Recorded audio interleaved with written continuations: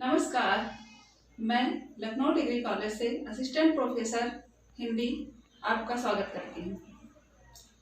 काव्य सौंदर्य के तत्व के अंतर्गत कल मैंने आपको रस के विषय में बताया था। आज मैं काव्य सौंदर्य का जो दूसरा तत्व है छंद, इसके विषय में बताऊंगी और उसके महत्वपूर्ण बिंदुओं पर आपका ध्यान आकर्षित करूंगी। सबसे पहले मैं आपको बताऊंगी छंद की परिभाषा। तो छंद की परिभाषा के विषय में अक्षरों की संख्या एवं क्रम और मात्रा की गणना, यति, गति आदि से बंधी हुई रचना को छंद कहते हैं। अब इसके बाद इसका दूसरा प्रमुख बिंदु है छंद का महत्व। तो छात्र छात्राओं, आपको बता दें, काव्य में छंद का वैसे ही महत्व है जिस प्रकार से मनुष्य वस्त्र पहनता है। जैसे मनुष्य वस्त्र को प्राथमिकता देता है, उसी प्रकार से यदि काव्य में छंद ना हो तो उसकी शोभा नहीं बढ़ती। और गद्य रचना जो कि व्याकरण से उच्च शिखर तक पहुंचती है, व्याकरण के बिना गद्य रचना ठीक नहीं होती है, उसी प्रकार से पद्य की रचना वो छंद के बिना पूरी नहीं होती है। ये छंद का महत्व। तीसरा बिंदु है कि छंद के प्रकार। छंद दो प्रकार के होते हैं, कुछ लोग तीन प्रकार के भी कहते हैं, किंतु मुख्यतः छंद दो प्रकार के होते हैं, वार्णिक और मात्रिक। जिसमें मात्रा की गणना की जाए वो मात्रिक, जिसमें वर्ण गिने जाए वो वर्णिक। और इसके बाद छंद के अंग। अगला जो बिंदु है वह है छंद के अंग। तो इसमें छंद के अंग में इसके चरण, गति, यति, शब्द और क्रम, लय आदि इसके अंग होते हैं। इसके पश्चात कुछ छंद के प्रकार भी। छंद के प्रकार जैसे चौपाई, दोहा, सोरठा, रोला, कवित्त, बरवय आदि। इसके अतिरिक्त अन्य भी छंद होते हैं, किंतु उसमें किसी में मात्राएं गिनी जाती हैं और किसी में वर्ण गिने जाते हैं। तो कुछ उदाहरण मैं अभी आपको बोर्ड के द्वारा दिखाती हूँ। तो सबसे पहले कई प्रकार के छंद हमने बताए। तो सबसे पहले चौपाई छंद का उदाहरण देखिए। इनमें मात्राओं का विशेष ध्यान दिया जाता है और यति का मतलब होता है विश्राम या विराम।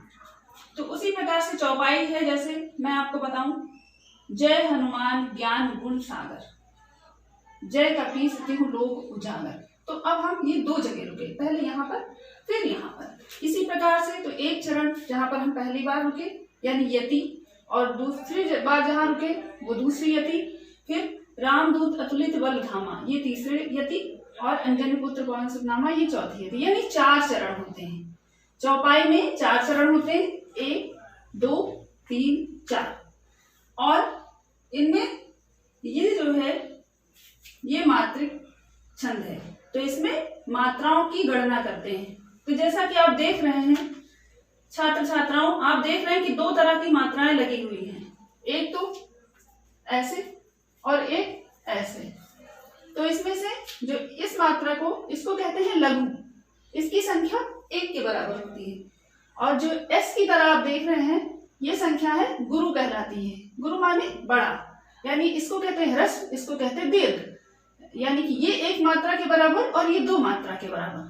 तो इसी प्रकार से चलिए इसकी मात्रा गिनते हैं। चौपाई छंद में 4 चरण होते हैं, प्रत्येक चरण में 16-16 मात्राएं होती है। तो देखिए एक चरण ये यहाँ तक है, यहाँ आप गिन लीजिए, आपको 16 मात्राएं दिखाई देंगी। इसको 1 गिनते हैं, 1 2 3 4 5 6 7 8 9 10 11 12 13 14 15 16। इसी प्रकार से इसमें 16, इसी प्रकार से इसमें 16। अब आपको ये नहीं समझ में आया होगा कि कहाँ पर हम गुरु लगाएंगे, कहाँ पर लघु।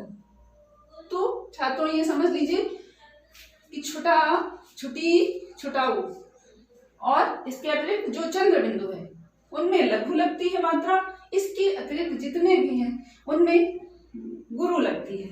तो इसी प्रकार से दोहा का उदाहरण देखिए, दोहा भी एक प्रकार का छंद है, इसका उदाहरण देखिए। पहला जो हमने बताया वो सममात्रिक छंद था, उसके चारों चरण में समान मात्राएं हैं 16-16, लेकिन ये विषम मात्रिक छंद है। इसके 4 चरण देखिए, 1 2 3 4।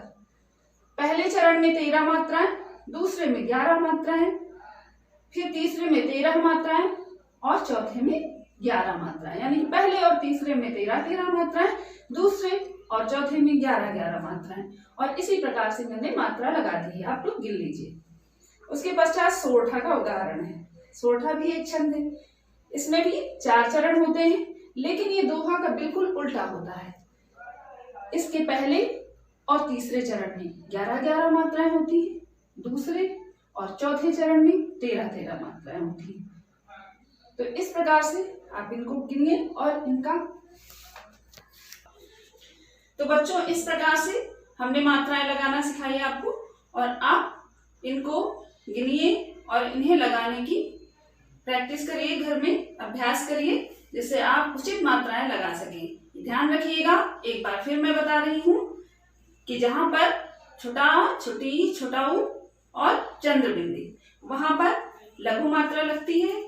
बड़ा, बड़ी, बड़ाऊ, ए, ओ, औ और अंक की मात्रा ऋण, इनमें सब में गुरु लगती है।